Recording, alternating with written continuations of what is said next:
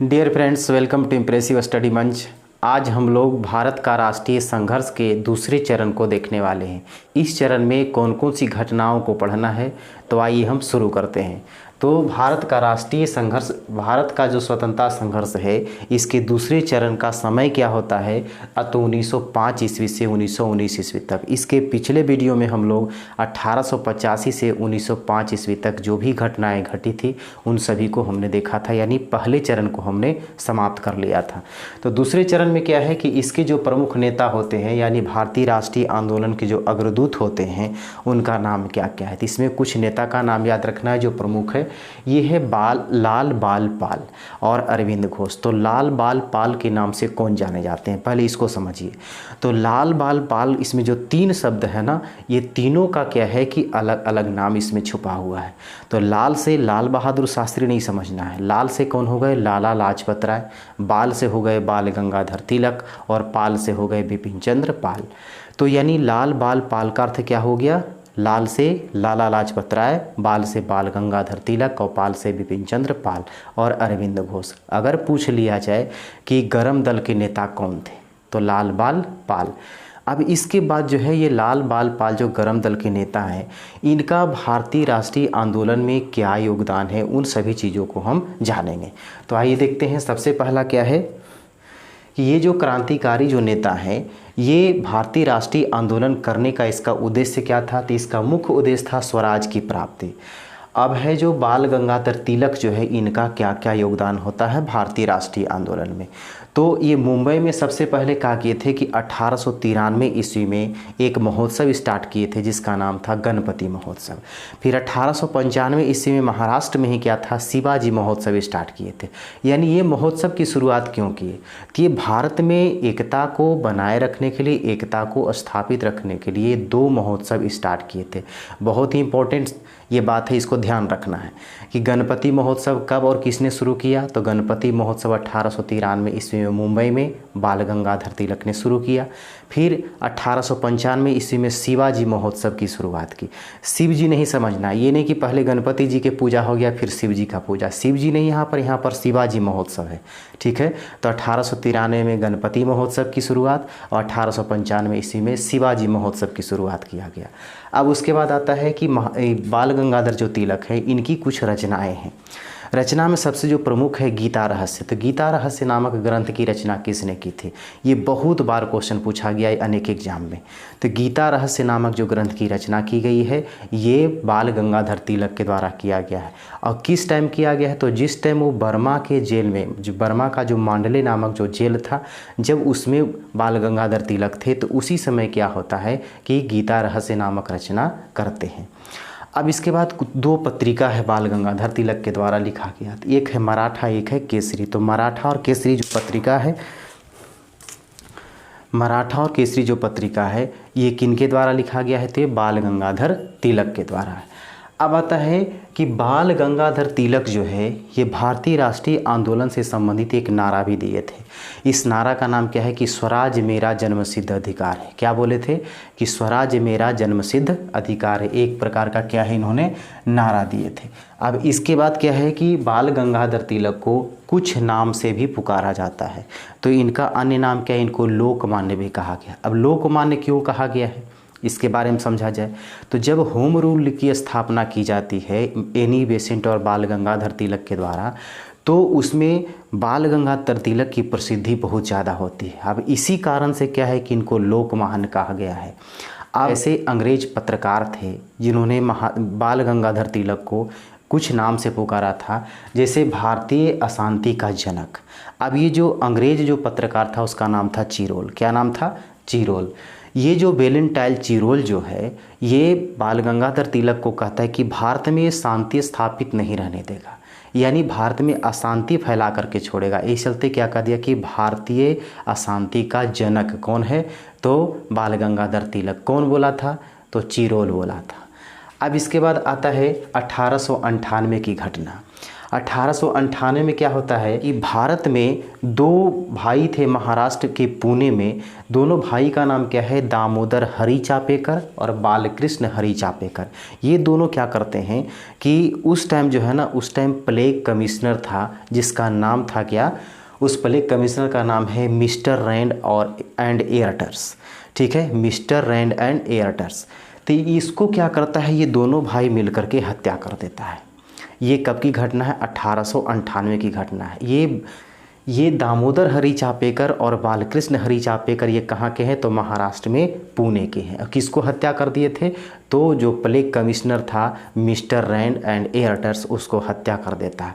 इससे संबंधित क्या है कि बाल गंगाधर तिलक क्या बोलते हैं, तो बाल गंगाधर तिलक का कहना था कि ये जो केसरी पत्रिका है ना, ये केसरी पत्रिका में बाल गंगाधर तिलक ने लिख चुका था कि दोनों भाई ने इस कमिश्नर को जो हत्या किया है वो किस तरह से हत्या किया है, तो जिस तरह से शिवाजी ने अफजल को हत्या किया था। अब क्या है कि अफजल क्या किया था, तो शिवाजी के दरबार में आया था उसे मारने के लिए, शिवाजी को मारने के लिए आता है ये कौन, अफजल। लेकिन क्या करता है, उसके मंसूबा को शिवाजी समझ जाते हैं और फिर क्या करता है कि उस अफजल को शिवाजी खुद हत्या कर देते हैं। तो इसी तरह से तिलक ने क्या किया है, अपने केसरी नामक पत्रिका में लिख दिए थे कि ये जो कमिश्नर को हत्या किया गया, ये जो दोनों भाई हत्या किए हैं वो किस तरह से हत्या किया, तो जिस तरह से शिवाजी ने अफजल को हत्या किया था। दामोदर चापेकर और बालकृष्ण चापेकर को यहाँ पर अरेस्ट करके उसे फांसी की सज़ा भी दे दी जाती है और तिलक महोदय को क्या होता है, जेल भी जाना पड़ता है। इसके बाद आता है 1904 ईस्वी की घटना। तो 1904 ईस्वी में क्या हुआ था कि अभिनव भारत एक गुप्त संस्था है, इसकी स्थापना की गई थी। इसकी स्थापना करने वाले व्यक्ति का नाम क्या था, वीडी सावरकर। तो इसे किस प्रकार याद रखना है, ये क्वेश्चन परीक्षा में पूछा गया है कि अभिनव भारत के संस्थापक कौन थे, अभिनव भारत की स्थापना करने वाले कौन थे, तो वीडी सावरकर। ये कैसी संस्था है, तो गुप्त संस्था है। इस संस्था की स्थापना कब की गई, तो 1904 ईस्वी में। इसे इस प्रकार याद रखना है कि अभिनव भारत, अभी का मतलब क्या हो गया, अभी, और नव का मतलब होता है नया, यानी अभी नया है भारत। चुपचाप सवार करके रखो, तो अभी नया है भारत यानी अभिनव भारत, और चुपचाप के मतलब गुप्त, ठीक है ना, और सवार करके रखो यानी किसने स्थापना किया था, तो सावरकर ने। अब इसके बाद आता है अगली घटना 1907 की। 1907 में क्या है कि अनुशीलन समिति का गठन किया जाता है। ये समिति को गठन करने वाले व्यक्ति का नाम क्या था, तो उसका नाम था वरिंदर घोष भूपेंद्र दत्त। क्या नाम है, वरिंदर घोष भूपेंद्र दत्त। यहाँ पर देखिए दोनों व्यक्ति है कि अनुशीलन समिति का गठन किसने किया था, तो वरिंदर घोष और भूपेंद्र दत्त। अब इसका मुख्य उद्देश्य क्या है, इसका मुख्य उद्देश्य इस समिति का कि खून के बदले खून। अब देखिए सुभाष चंद्र बोस का कहना था, उसका एक नारा था क्या, कि तुम मुझे खून दो मैं तुम्हें आज़ादी दूंगा। तो उसी तरह से क्या है कि अनुशीलन समिति का जो उद्देश्य है, खून के बदले खून। इसको याद किस प्रकार रखना, अनुशीलन यानी छीलन। अब छीला जाएगा तो खून न बहेगा, तो क्या करना है कि अनुशीलन यानी छीलन, छिला गया दत्त खून बहने लगा, यानी छिला गया यानी छीलन। अनुशीलन, दत्त यानी भूपेंद्र दत्त संस्थापक हो गए, इसके गठन करने वाले हो गए। खून के बदले खून यानी खून बह गया यानी खून के बदले खून। अब आता है इसी में 1907 ईस्वी की एक घटना है कि मैडम भिखाजी, क्या नाम है, मैडम भिखाजी कामा, इन्होंने जर्मनी के स्टुअर्ट नामक जो जगह था वहाँ पर भाषण दे रहे थे। उसी दौरान क्या करते हैं कि ये भारत का तिरंगा झंडा फहराते हैं। क्वेश्चन में आएगा कि मैडम भिखाजी कामा द्वारा ये तिरंगा झंडा सबसे पहले कहाँ फहराया गया, तो ये कहाँ, तो जर्मनी के स्टुटगार्ट जो है ना, उसी जगह पर क्या था, भाषण के दौरान ये राष्ट्रीय तिरंगा को वहाँ फहराते हैं। ये पार्सियन महाराष्ट्रियन थे और ये क्या था कि अंग्रेजी शासन का ये घोर विरोधी थे, हमेशा अंग्रेज़ों की ये आलोचना करते थे।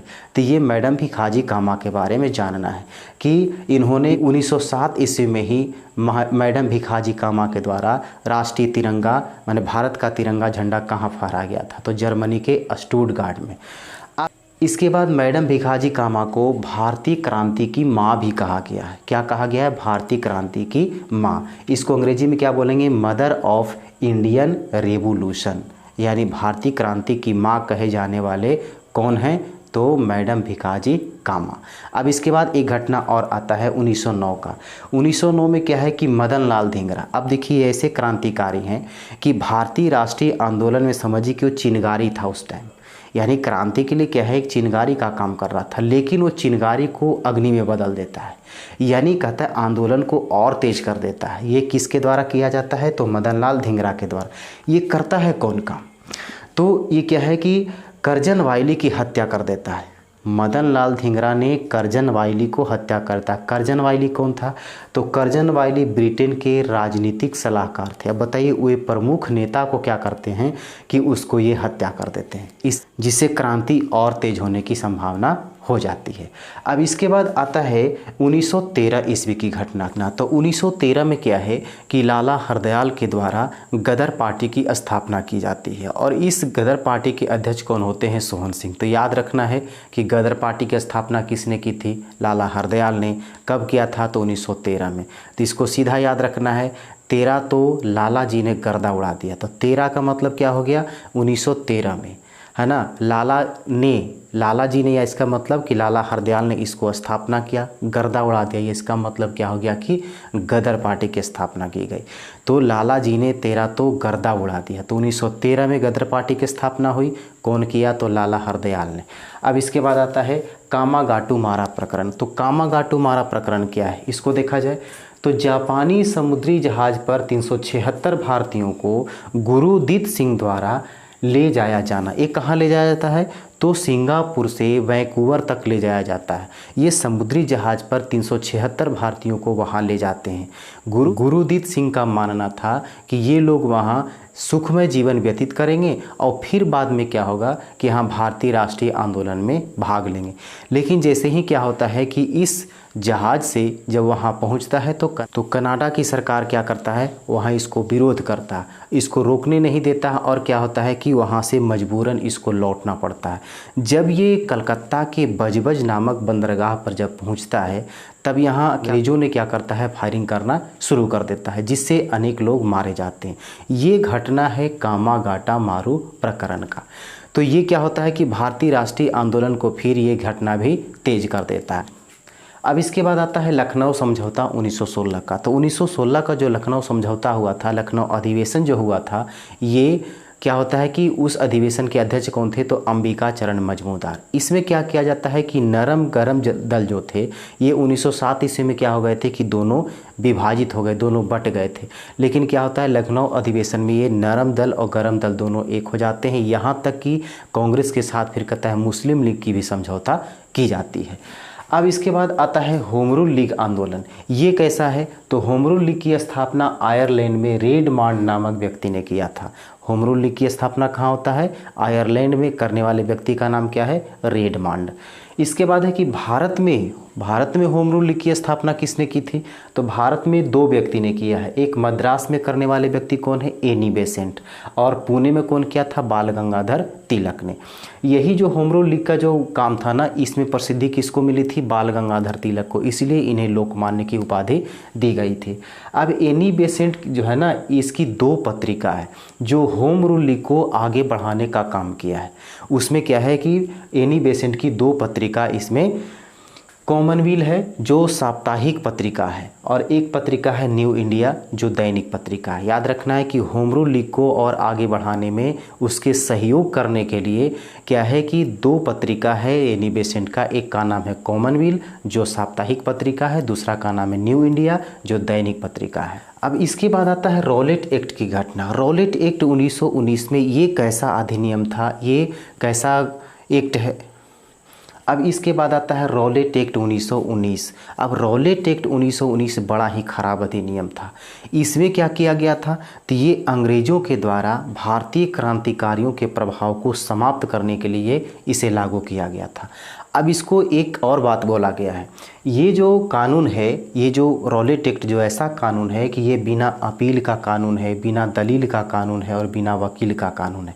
कहने का मतलब ये हो गया कि अगर अंग्रेज़ों को ये एक बात का शक हो रहा है कि कोई भी भारतीय अगर क्रांतिकारी कार्यों में लिप्त है, ऐसा माना जाता है कि अगर उसे शक हो गया कि ये व्यक्ति जो है ये क्रांतिकारी कार्यों में लिप्त है, तो उसे क्या करता था कि बिना कोई केस मुकदमा के उसे अरेस्ट करता था और सीधा जेल भेज देता था। ये था रॉलेट एक्ट कानून। इसे क्या कहा गया है? तो बिना अपील का, बिना दलील का और बिना वकील का कानून कहा गया। और इसका उद्देश्य क्या था? तो क्रांतिकारी प्रभावों को समाप्त करना, यानी क्रांतिकारियों को सीधा पकड़ करके जेल भेज देना। अब इसी कानून को जब विरोध किया जा रहा था तो इसके विरोध में क्या होता है कि दो व्यक्ति को पकड़ लिया जाता है। एक व्यक्ति का नाम था डॉक्टर क्या था? सत्यपाल, और दूसरा का नाम था डॉक्टर सैफुद्दीन किचलू। अब ये दोनों को पकड़ लिया जाता है। तब क्या होता है कि पूरे भारतवासी इसके विरोध में क्या करते हैं कि जालियांवाला बाग में, यानी पंजाब अमृतसर में जो जालियांवाला बाग है, उसमें क्या है कि अपने बीबी बच्चों के साथ सभी भारतीय क्या कर रहे थे? उसमें एक बैठक कर रहे थे। अब उसी बैठक के दौरान क्या होता है कि अंग्रेज अधिकारी जो जनरल ओ डायर है, वो अपने सैनिकों के द्वारा क्या करता है? चारों तरफ से घेर करके और उस पर गोलियां चलवाना शुरू कर देता है। तो उस बाग में बैठक कर रहे लोगों पर जब गोलियां बरसाई जाती है तो अनेक संख्या में लोग मारे जाते हैं। ये जो है से बहुत ही दर्दनाक घटना है भारतीयों के लिए। अब इसे क्या कहा गया है? इसे दीनबंधु C.F. एंड्रयूज जो हैं, दीनबंधु किसे कहा जाता है? C.F. एंड्रयूज को। तो इनका कहना था कि ये गलतफहमी में नहीं हुआ, ये जानबूझकर की गई हत्या है। अगर पूछेगा कि जालियांवाला बाग हत्याकांड जो है ये जानबूझकर की गई हत्या है, ये किसका कथन है? तो दीनबंधु C.F. एंड्रयूज का। अब इसके बाद आता है कि ये जो जालियांवाला बाग जो हत्याकांड हुआ, इसमें कितने व्यक्ति लोग मारे गए? तो इसमें अंग्रेज का जो कमेटी था ना, अंग्रेज कमेटी एक तय किया कि इसको पता करना है कि कितने भारतीय लोगों की मृत्यु हुई है। तो उसमें उन्होंने क्या किया कि लगभग अगर 1000 इसमें अनुमानतः लोग मरे हैं तो उसमें मात्र कितना को बताया? उसका नाम क्या था? Hunter committee. हंटर कमेटी किसका कमेटी था? तो अंग्रेज़ों का कमेटी था। इसमें क्या है कि 5 अंग्रेज थे और 3 क्या थे? भारतीय थे। लेकिन ये जो कहता है कि मरने वालों की संख्या जो बताया ये 1000 नहीं बल्कि 379 बताया। लेकिन क्या था कि लगभग 1000 से अधिक लोग मारे गए थे। लेकिन इस कमेटी के द्वारा जो रिपोर्ट दिया गया वो कितना का दिया गया? 379 मात्र। लेकिन अब क्या होता है कि एक और कमेटी बनता है जो भारतीयों के द्वारा बनता है, ये कांग्रेस के द्वारा बनाया जाता है। इसका नाम है तहकीकात कमेटी। ठीक है ना, इसका क्या नाम है? तहकीकात कमेटी। अब इसका गठन करने वाला कौन है? इसका गठन करने वाला कांग्रेस है। और इसका उद्देश्य क्या है कि दोषी को सही सही पता लगाना। ठीक है। अब है इसके अध्यक्ष कौन बनते हैं? तो मदन मोहन मालवीय। और ये जो तहकीकात कमेटी के सदस्य होते हैं मोतीलाल नेहरू होते हैं, महात्मा गांधी होते हैं। ठीक है। अब इसको फिर से एक बार दोहरा लिया जाए कि 1 नवंबर 1913 को क्या होता है? गदर पार्टी की स्थापना की जाती है। किसके द्वारा? लाला हरदयाल के द्वारा। अध्यक्ष कौन होते हैं? सोहन सिंह। अब 1913 ईस्वी की घटना के बाद फिर क्या देखे? कामागाटा मारू 1914 का। इसमें क्या होता है कि कामागाटा मारू जो है ये एक जापानी समुद्री जहाज़ के द्वारा क्या होता है कि गुरदीप सिंह ये सिंगापुर से भारतीयों को कहाँ ले जाते हैं? वैंकूवर ले जाते हैं। लेकिन वहाँ कनाडा के सरकार ने क्या करता है कि समुद्री जहाज़ को वहाँ रोकने से विरोध करता है और वहाँ क्या करता है? मजबूरन इसको फिर वापस आना पड़ता है इंडिया में। यहाँ कलकत्ता के बजबज नामक बंदरगाह पर जैसे ही पहुँचता है तो अंग्रेज़ क्या करता है? इस पर फायरिंग कर देता है, जिसके कारण क्या है कि कुछ लोगों की मृत्यु हो जाती है। ये जो है ये क्रांति में बदल जाता है। अब इसके बाद आता है लखनऊ समझौता 1916 का। तो 1916 में क्या हुआ था कि जो कांग्रेस का अधिवेशन हुआ था लखनऊ में, उस समय अध्यक्ष कौन थे? तो अंबिकाचरण मजमूदार। इसमें क्या किया गया था कि नरम दल और गरम दल के बीच समझौता किया गया, दोनों को मिला दिया गया। 1907 ईस्वी में दोनों अलग अलग हो गया था, लेकिन 1916 में क्या होता है कि दोनों मिल जाते हैं। इसके साथ साथ और क्या है? कांग्रेस और जो मुस्लिम लीग है वो दोनों भी एक साथ हो जाते हैं। अब आता है होम रूल लीग की स्थापना। तो होम रूल लीग जो है ये आयरलैंड में इसकी स्थापना की जाती है। इस व्यक्ति का नाम क्या था? तो रेडमोन। और भारत में कौन कौन इसका स्थापना करते हैं? तो मद्रास में करते हैं एनी बेसेंट और पुणे में कौन करते हैं? तो बाल गंगाधर तिलक। यही होम रूल लीग की स्थापना करने में इसका क्या होता है कि बाल गंगाधर तिलक की प्रसिद्धि अधिक होती है, जिसके कारण इसे लोकमान्य उपाधि दी गई है। फिर उसके बाद है कि होम रूल लीग को आगे बढ़ाने के लिए एनी बेसेंट के द्वारा 2 पत्रिका जारी किया जाता है। एक का नाम क्या है? कॉमनवेल्थ जो साप्ताहिक था, एक का नाम है न्यू इंडिया जो दैनिक पत्रिका था। अब इसके बाद आता है रॉलेट एक्ट 1919। तो ये बहुत ही खतरनाक कानून था। ये क्या होता है कि शक की दृष्टि से भारतीयों को पकड़ करके सीधे जेल में भेज दिया जाता था कि वो व्यक्ति क्या है कि क्रांतिकारी है, यानी अंग्रेज़ों को हर कार्य में क्या है को बाधा पहुंचाने वाला है, यानी क्रांति करने वाला व्यक्ति है। इसलिए शक के आधार पर उसको गिरफ्तार करके क्या होता था, सीधा जेल भेज दिया जाता था। तो रॉलेट एक्ट का जो मुख्य उद्देश्य था क्रांतिकारियों को दबाना।